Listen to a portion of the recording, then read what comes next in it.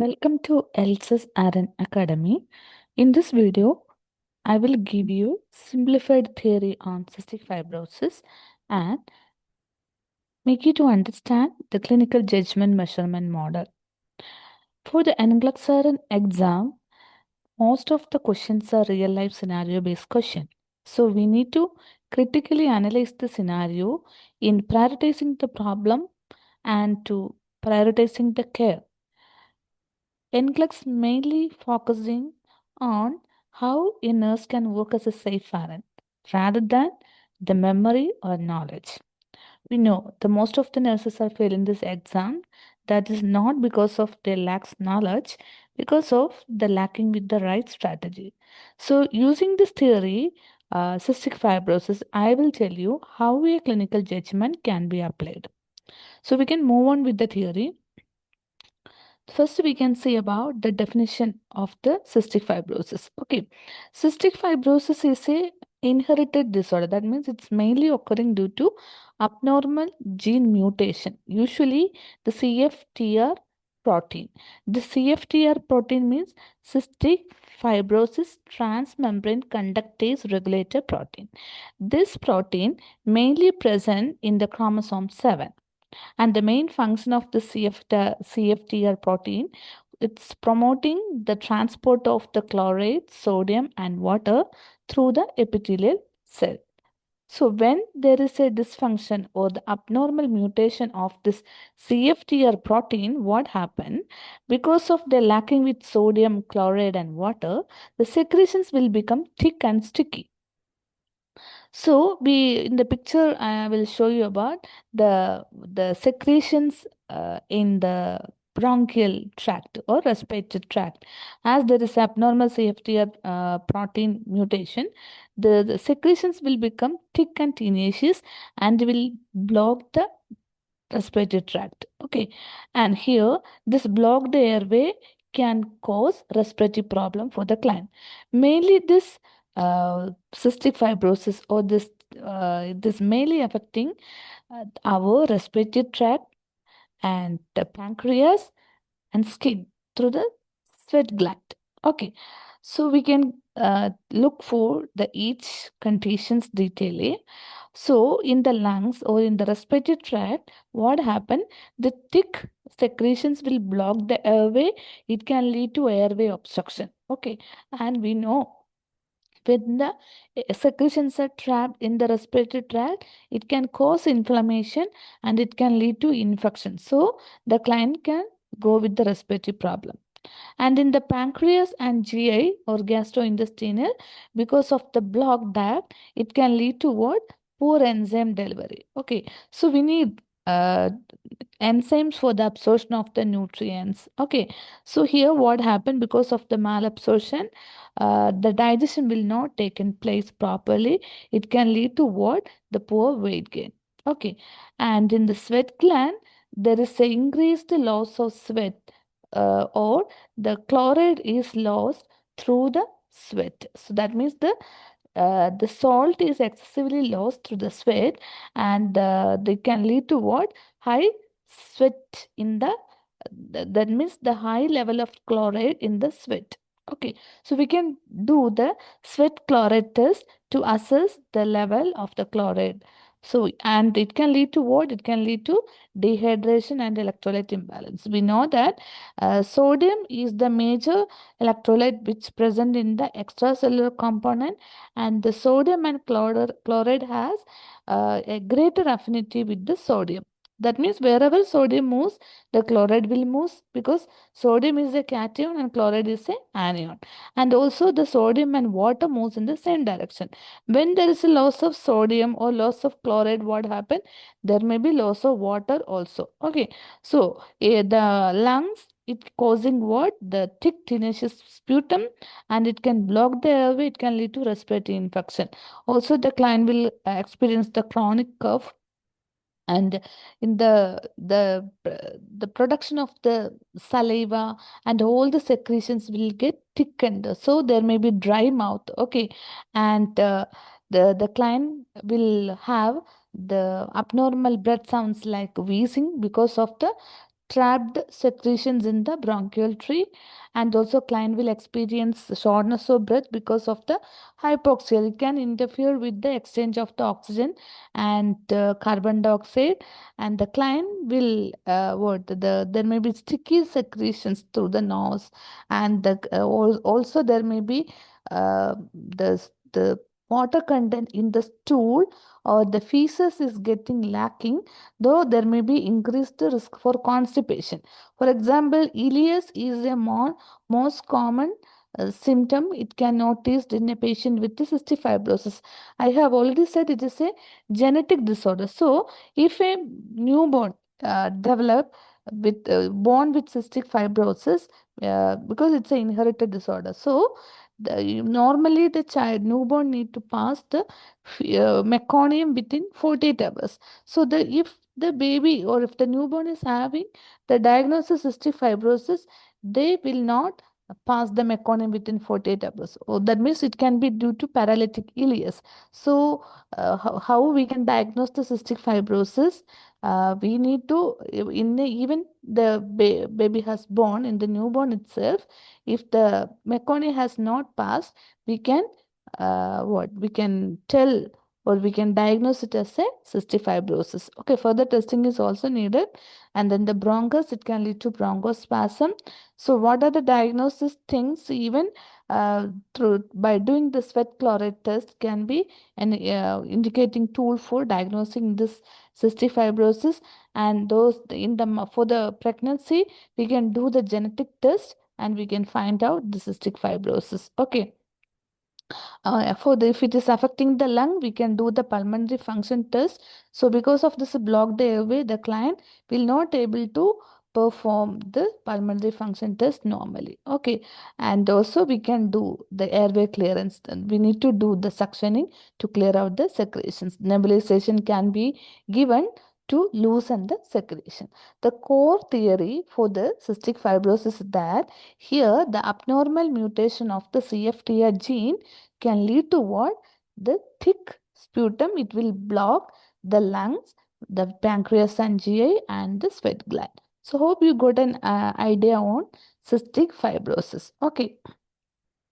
So next we can see what is happening in the cystic fibrosis and what is our priority we need to looking in the patient with cystic fibrosis. Okay, so if a patient is brought to the emergency department or brought to the hospital with cystic fibrosis, here we need to look for what are the what findings which affect or which is happening harmful effect for the client. Okay, so how we can assess, for example, if this is, we know that cystic fibrosis is mainly affecting the lungs, pancreas, gastrointestinal tract, and the sweat gland. So we can ask them with any this about the consistency of the sputum. Okay, that means if the client is having thick sputum and if the client is having fever, fever is an indicative sign of infection. And also if the client is using accessory muscles for the respiration, or the client is struggling to breathe, or the work of breathing is getting increased, it can be a sign for the bronchospasm because of the thick secretions. Okay, and we know there is an inadequate exchange of the oxygen and carbon dioxide, which can lead to hypoxia, and in GI tract it can lead to lack of the absorption of the nutrients. It can lead to malabsorption and poor weight gain, and the bulky stool can be occur because of the less water content in the stool, and it can lead to what? Constipation and ileus. Okay, so in the lungs mainly the thick secretions will block the bronchial tract. Okay, so these are the main findings we have to assess in a client with the cystic fibrosis. Okay, so whenever you are getting a case scenario with the child or adult, whoever is having the thick secretions and it's blocked the airway or in the respiratory tract, the pancreatic tract, it can be we should suspect for the cystic fibrosis. Okay. So we can by with this theory we can do one question, so you will get a clarity on how a theory is applying in a question analysis. So for the before that I can tell you about the clinical judgment analysis, there are 6 steps are there. The first steps is we need to recognize the cue. Recognize the cue means we need to identify what is the relevant information given in the scenario. Okay, Nugent question scenario. Second thing, we need to interpret the information. That means what are the most concerned problem in the client. We need to, that means, for example, if the case scenario is dealing with the respiratory tract, we need to look for the respiratory symptoms. And if the case scenario is telling about this, any patient is having any reproductive disorder, gynae disorder, or mental health disorder, we need to look for the findings which are related with the particular system. That is analyzing the cues. Third one is prioritizing the hypothesis. Prioritizing the hypothesis means we need to identify the problem. So we need to look for the abnormal findings and we need to find out what is the most concerned abnormal finding. For example, if the client is having acute and chronic problem, acute problem will be our highest priority. If the client is developing with the new onset to symptom, the new onset of symptom will be our highest priority. That is the critically analyze the patient condition. Critical thinking is an essential tool for the NCLEX RN case scenario analysis. Okay. So next, what is the next step? We have identified the problem and we understood that which system is mostly affected and which is the most concerned symptom of the patient. Next, we need to prioritize the care also. Okay. So we need to plan the care according to the priority of the problem and we need to what? We need to implement the care. That is take action. Okay, generating solution means plan of action and take action means implementation. Finally, what we have to do, we need to evaluate the outcome. That means, for example, if a patient is having dyspnea and you have noticed that the patient oxygen saturation is 85 only. So we know the normal adult saturation is 95 to 100 except in COPD. In COPD, 88 to 92% can be an acceptable saturation. Okay. So other than COPD, 95 to 100 is the or acceptable saturation. And if it is less than 90, the clients need oxygen support. So we understood and found out that the patient is struggling with the breathing. So we planned action and we implement what? Oxygen therapy. And even after the oxygen therapy, we need to evaluate the outcome of the client. That means we need to check it whether the condition has improved. How we can assess the whether condition has improved? We can checking the patient by observing the patient whether the vocal breathing has decreased, respiratory rate is what decreased to normal, and also we can check the or monitor the oxygen saturation level, and if the saturation has improved to greater than 90, it can be a what progressive sign. Okay, so like that, these steps can be applied in a case scenario analysis. Okay, so the main steps we need to do, first we need to read the question. Okay, and we need to find out what the question is really asking about. Okay, and we need to recognize the cues. Okay, how we can recognize the cue? What is the most concerning problem of the client? That is the recognizing.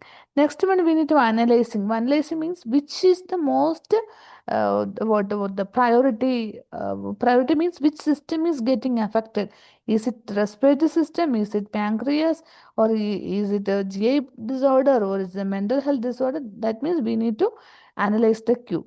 Next, we need to focus on what is the most concerning problem. Here we know the ABC, airway, breathing, circulation is the highest what strategy we need to apply it in a prioritization type of question. Okay, and also if the ABC is intact, we can apply the Maslow's hierarchy to meet the physiological need. For example, pain, safety, comfort. Okay. Last one, even after identifying the most concerned problem, we need to decide what is the safest nursing action. That means I have already said in NCLEX RN, they are checking about how a nurse can work as a safe RN. They are not assessing our memory or they are not assessing our knowledge. So we need to find out the abnormal findings, prioritize the problem. We need to plan the care and we can implement the care and we need to what we know that nursing is a evidence-based practice. That means for every steps of action there should be a rationale behind it. So always a WHY, that means why question should be in your mind. For example, for a dyspnea patient, if you are providing Fowler's position, you should have an answer why we are providing Fowler's position. Okay, so this is the steps involved in the clinical judgment measurement model. So using the steps we can solve this problem. Okay, so in the case scenario it is written, first we need to identify the case scenario. It is a simple case scenario. So using the method is bar means I identification, yes situation, B background, A assessment, R means recommendation. So in identification we need to identify the patient. So in what is the patient?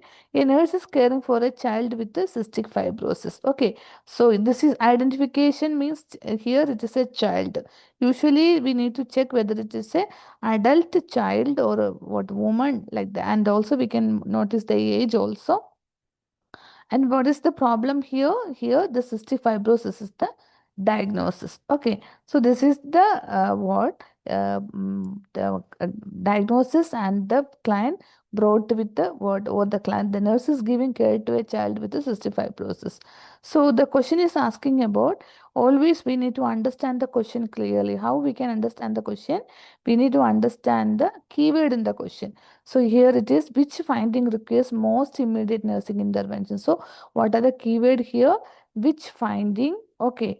Okay, which finding requires most immediate? Most immediate means emergency. Okay, emergency nursing intervention. So here are some options. Okay, and we need to read the option, clearly understand the option, and we need to find out the most priority. How we can apply the priority? By applying the strategy. What are the strategy we need to apply it? We need to apply the which one? ABC and this Maslow's hierarchy. So first we can apply the ABC. ABC means airway, breathing, circulation. So we can check the options. Option A, bulk foul smelling stool. Option B, persistent cough with the thick sputum. Third one, oxygen saturation 88% of room air. Next, weight below the expected range of age. So by using the strategy, okay, by using this, what we can do, we can uh, mainly checking for, we can checking for the most concerning problem. Okay, so and we know that the bulky foul smelling stool. So we know that in cystic fibrosis, we need to how we can correlate the option. You can look for expected versus unexpected finding. Okay, that means some symptoms can be expected or can be related with the diagnosis, but some symptoms can be and unexpected. It can be related, but if it is not managed on an emergency basis, it can cause life-threatening effect to the client. So here in first option, bulk foul smelling, which one? Stool, that means this is an expected finding. Okay, that means bulk foul smelling stool can be okay because of the first thing, there is a abnormal gene mutation can lead to what? The lack of water can lead to the bulky forming of stool, and also can become foul smelling stool. Okay, second one, persistent cough with a thick sputum. So we know that the persistent cough will be there, thick sputum will be there. It is an expected finding. Of course, it is related with what?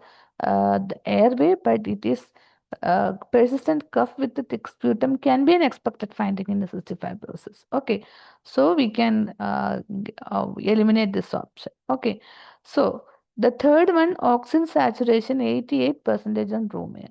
We know while applying the ABC, here the if the client is having 88% on room air, that can be a compromise with the which one?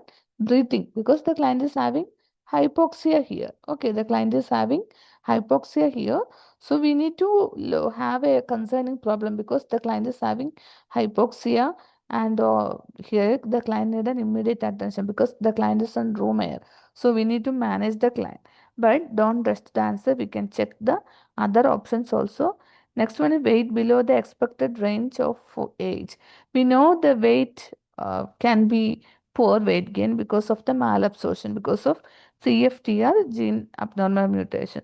So it can be also an what expected finding, so we can eliminate it. And last, these are the four options with this question. Okay, so a cystic fibrosis child, their question is asking about the most concerning nursing intervention. So, using the elimination method and applying the strategy ABC, airway, breathing, circulation, here the patient has a breathing compromise. So, we have chosen which one? The oxygen saturation 88% on room air as our correct answer. Okay, so we can check the answer. So, here two things we have understood, done. What? Recognize the problem. What's the problem? Cystic fibrosis. Next, we have analyzed the situation. That means we have read each option, and next we prioritize the problem. Actually, here we prioritized, and the problem is that oxygen saturation 88% of room air is the most concerning problem. So this need to be managed immediately. So, and other options are expected, so we have eliminated. So each option we should apply a 10-second. Okay, and we need to check it which is the most concerning problem by applying the ABC strategy. So in while giving analyzing these four options, option C 88% in room air is the correct answer. So we can check the answer. Yes, of course. The answer is saturation 88%. Why? Because even though the hypoxia is an expected sign in an cystic fibrosis, 88% is too low oxygen. We need to maintain an oxygen above 95%. So here it is 88% only. Here the ABC is getting compromised. Which one? The breathing is getting compromised. So we need to manage immediately. So, and also here, as the breathing is compromised, we need to manage the breathing problem or hypoxia with the oxygen administration. And other options like malabsorption related with the poor weight gain, and also what are the bowel, sorry, bulky foul smelling stool, persistent cough with the thick sputum, and malabsorptions can be an expected one. And this option C is an unexpected finding, so it is the correct answer. So, hope you got a clarity on this cystic fibrosis. The what it is a nutshell theory, only it is not a detailed theory. So, I am just making you to understand how a theory can be applied in a real life scenario using the clinical judgment measurement model.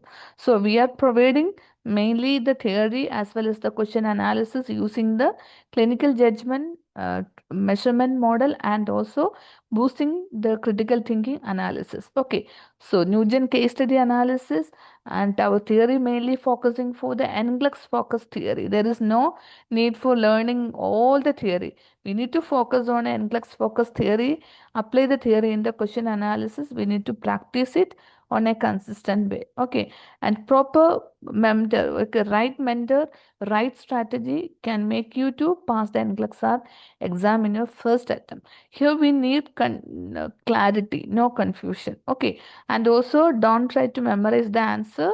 So we are providing the classes to think like an RN, not only an RN, how to think like a safe RN, which will help you to pass the exam in your first attempt. Okay, thank you.